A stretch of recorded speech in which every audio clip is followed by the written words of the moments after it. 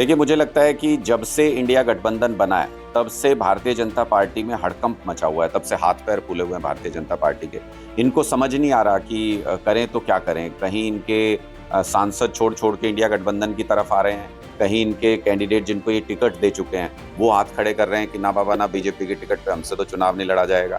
और अब ये हरियाणा के अंदर जो साढ़े 4 साल से इनकी सरकार चल रही थी, अब वो डगमगा रही है, अब उसके अंदर भी दरार आ गई है, गठबंधन के अंदर भी।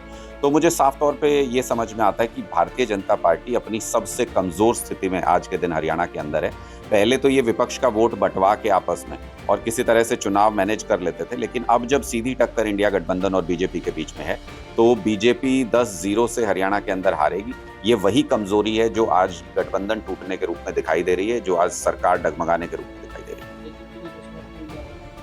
जेजेपी को साढ़े 4 साल तक जो मलाई खानी थी सत्ता की वो खा चुके। वो इन तिलों में अब तेल नहीं बचे हैं। ये गाँव में अगर जाएँगे तो लोग सीधे मुँह बात करने को तैयार नहीं जेजेपी के नेताओं से।